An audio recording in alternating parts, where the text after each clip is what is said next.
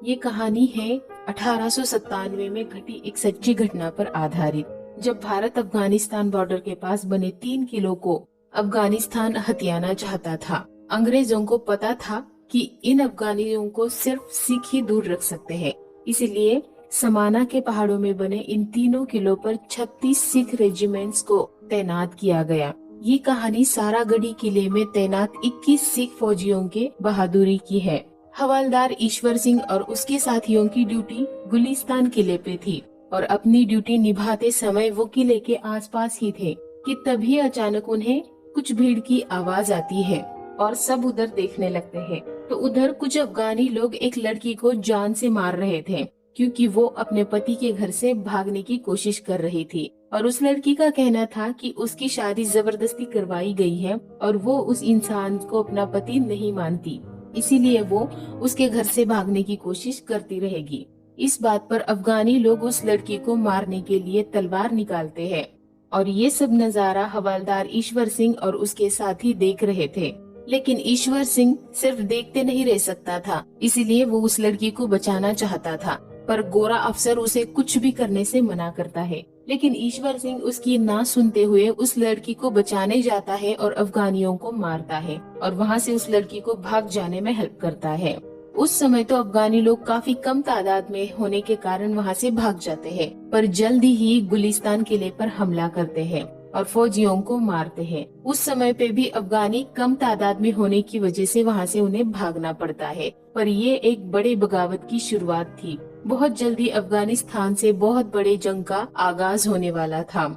इस घटना के बाद गोरे अफसर ईश्वर सिंह पे गुस्सा थे क्योंकि उसी के कारण गुलिस्तान किले पर ये हमला हुआ था। इस कारण ईश्वर सिंह का तबादला किया जाता है सारागढ़ी किले पर। सारागढ़ी के बिना गुलिस्तान इलाके से कम्युनिकेशन नहीं हो सकता था, पर सारागढ़ी में कुछ खास होता भी नहीं था।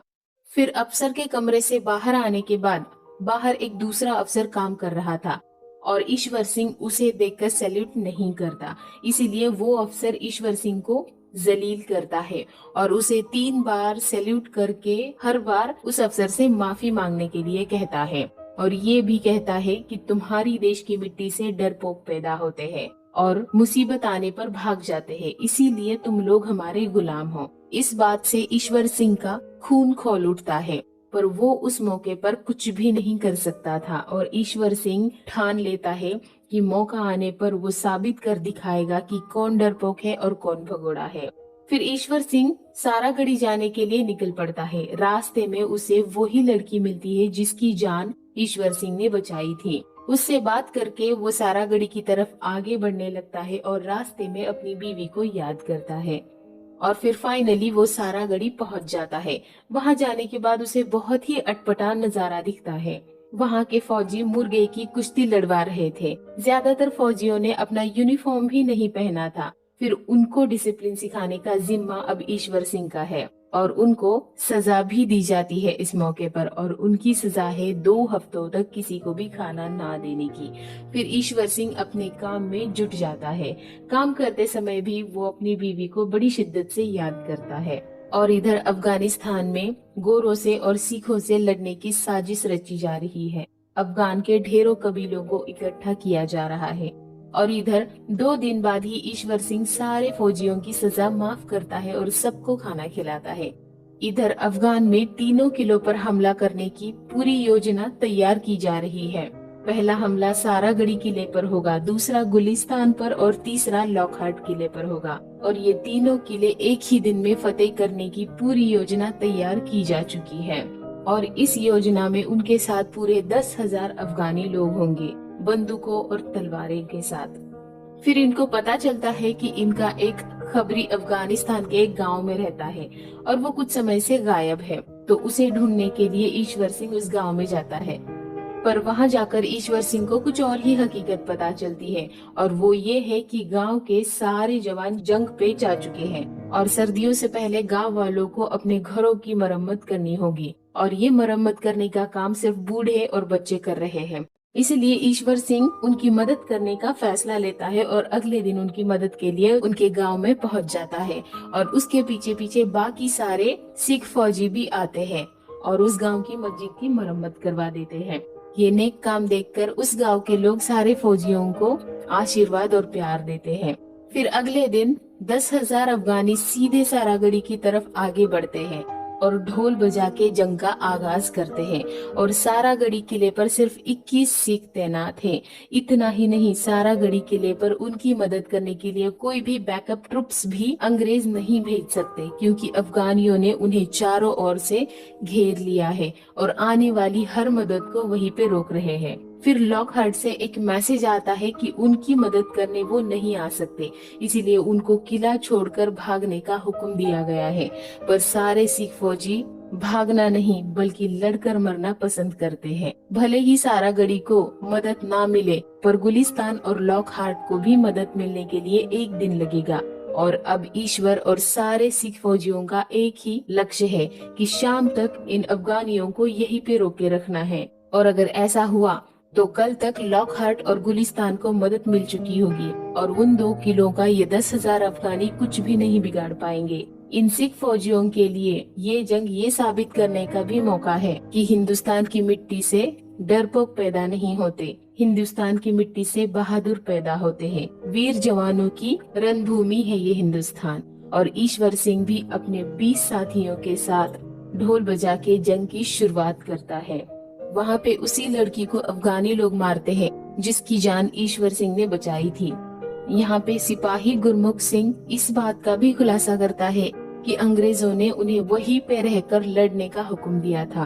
फिर ईश्वर सिंह ने सबको वहाँ से भाग जाने का हुक्म दिया है, ऐसा क्यों बताया? तो ईश्वर सिंह कहता है कि ये सिख फौजी अंग्रेजों के गुलाम नहीं है। अब ये सारे 21 सिख फौजी आजाद है और आज इन्होंने अपनी मर्जी से मौत चुनी है, किसी अंग्रेज के हुक्म से नहीं। इसीलिए आज सारागढ़ी पे 21 आजाद सिख लड़ेंगे और 21 आजाद सिख मरेंगे। और इसी के साथ सारागढ़ पे अफगानी हमला शुरू करते हैं और पूरे 21 सिख भी अपनी अपनी राइफलों के साथ तैयार है। नजदीक आने वाले अफगानी सिखों की गोली से ढेर होने शुरू हो गए हैं, पर कत्ले आम तो अभी शुरू भी नहीं हुआ है। अफगानी आगे बढ़ते जा रहे हैं और सिख उन्हें मारते जा रहे हैं। वहीं पे एक 19 साल का सिख फौजी भी है जिसने इससे पहले ना तो कोई जंग देखी है और ना ही कोई जंग लड़ी है। वो बहुत डर जाता है, दुश्मन को मारना तो दूर, वो ये सब देख भी नहीं पा रहा है, अपने हाथों में राइफल भी नहीं उठा पा रहा है। और तभी एक अफगानी नीचे से जलता हुआ बारूद फेंकता है और वहाँ एक बड़ा ब्लास्ट होता है और इस ब्लास्ट में एक सिख फौजी किले की दीवार से नीचे गिर पड़ता है और उसको बचाने के लिए एक दूसरा फौजी बाहर आ जाता है। ईश्वर सिंह और उसका साथी उस फौजी को अंदर ले जाने में कामयाब हो जाते हैं, पर वो जवान वीर गति प्राप्त कर चुका है। फिर अफगानी हमला रोककर बात करना चाहते हैं और ईश्वर सिंह भी बात करने के लिए आगे बढ़ता है, पर अफगानी कहते हैं कि जिंदा रहना है तो अभी भी समय है, यहाँ से निकल सकते हैं क्योंकि तुम्हारा मरना तो तय है। तो ईश्वर सिंह कहता है कि हम मरेंगे और लड़कर मरेंगे, लेकिन सारागढ़ी छोड़कर कहीं नहीं जाएंगे।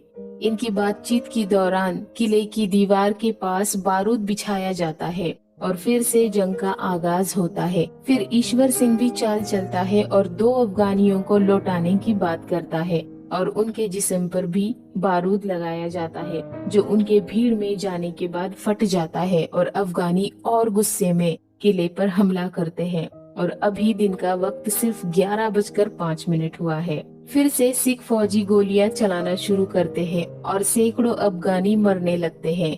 इधर कुछ अफगानी किले का दरवाजा तोड़कर अंदर आने की कोशिश करने लगते हैं और इसी बीच और 2 सिख वीर गति प्राप्त करते हैं। फिर कुछ जवान नीचे जाकर दरवाजे पे तैनात हो जाते हैं और अफगानियों को अंदर आने से रोकने लगते हैं। कई अफगानियों को मारने के बाद सिख किले का दरवाजा खोलकर दुश्मनों से तलवारों और अन्य हथियारों से मारने लगते हैं। दरवाजे के पार भी कई अफगानियों को मारने के बाद और कुछ सिख जवान दुश्मनों की गोली का शिकार हो जाते हैं। दुश्मन उन तक पहुंच पाए इससे पहले जवान किले का दरवाजा बंद कर लेते हैं और अब दोपहर के 2:17 हो रहे हैं और सारागढ़ी पे लड़ रहे सारे सिख जवानों की राइफलों की बुलेट्स खत्म हो रही है, पर अंग्रेज उन तक एक भी बुलेट नहीं पहुंचा सकते और किले के नीचे सारे अफगानी लोग मरे हुए अफगानियों की लाशों का ढेर किले की दीवार के पास लगा रहे हैं, जिससे कि अफगानी उन लाशों के ढेर पर चढ़कर किले के अंदर घुस सके। और अब अफगानी रस्सियों के सहारे किले पर चढ़ने की कोशिश कर रहे हैं, पर अभी भी सारे सिख फौजियों का जुनून और जज्बा कायम है। अभी भी हजारों अफगानी मर रहे हैं, किले की दीवारों से नीचे फेंके जा रहे हैं, चाकू और तलवारों से चीरे जा रहे हैं, गोलियों से भुने जा रहे हैं और बारूदों से उड़ाए जा रहे हैं। पर अब दोपहर के 4 बज चुके हैं और अफगानी पठान किले की दीवार तोड़ने में कामयाब हो चुके हैं। और अब सिर्फ 3 फौजी और एक खाना बनाने वाला ही बचा है किले के अंदर। और एक बार फिर ईश्वर सिंह अपनी बीवी को याद करता है और हजारों अफगानियों से लड़ना शुरू करता है। टूटी दीवार और दरवाजे से अफगानी किले के अंदर दाखिल हो जाते हैं। ईश्वर सिंह की जलती तलवार हजारों को मारना शुरू कर चुकी है। पठान भी हैरान है इस सिख को देखकर और इसकी बहादुरी को देखकर। अकेला सिख हजारों पठानों पे भारी है। सुबह से लेकर शाम हो रही है, पर अफगानी पठान अब तक 21 सिखों को खत्म करके इस किले पर कब्जा नहीं कर पाए हैं, बल्कि अपने हजारों अफगानियों को मरते हुए देख रहे हैं। इसी बीच ईश्वर सिंह पे एक बच्चा वार करता है, पर ईश्वर सिंह उसे नहीं मारता और उसकी तलवार से घायल हो जाता है। इधर हजारों लोग मिलकर ईश्वर सिंह के एक साथी को मारने में कामयाब हो जाते हैं, पर अभी भी ईश्वर सिंह के सीने में आग है और उसका दिल अभी भी अपने मिट्टी के लिए धड़क रहा है। और एक आखिरी बार वो अफगान के मुल्ला की गर्दन पे करता है और अफगानी मुल्ला वहीं पे अल्लाह को प्यारा हो जाता है। और इसके बाद एक आखिरी बार ईश्वर सिंह अपनी बीवी को याद करता है और अपनी मिट्टी, अपना वतन, अपनी धरती माँ के लिए अपना सर ऊंचा करके कुर्बान हो जाता है। पर अभी भी सारे 21 सिख वीर गति प्राप्त नहीं हो चुके हैं। ऊपर अभी भी गुरमुख सिंह है। किले की मीनार को आग लगा दी जाती है और अपने वतन को सैल्यूट करके जो बोले सो निहाल सत श्री अकाल का नारा लगाते हुए सिर्फ 19 साल का गुरमुख सिंह भी हंसते हुए खुशी से अपनी मिट्टी के लिए शहीद हो जाता है। और इसी के साथ अफगान ये तारीख भी और ये जंग भी 21 बहादुर सिखों के खिलाफ हार चुका है और उस अंग्रेज को भी उसकी बात का जवाब मिल चुका है। सभी 21 सैनिकों को इंडियन ऑर्डर ऑफ मेरिट से सम्मानित किया गया था, जो कि ब्रिटिश गवर्नमेंट के विक्टोरिया क्रॉस के बराबर है। कहा जाता है कि ब्रिटिश पार्लियामेंट ने शहीदों के सम्मान में 2 मिनट का मौन रखकर उन्हें श्रद्धांजलि दी थी। शहीदों की याद में 2 गुरुद्वारे स्थापित किए गए, जिसमें एक अमृतसर में है और दूसरा फिरोजपुर में है। आज भी हजारों लोग शहीदों को श्रद्धांजलि देने के लिए यहाँ आते हैं। इस फिल्म की स्टोरी आपको कैसी लगी कमेंट बॉक्स में जरूर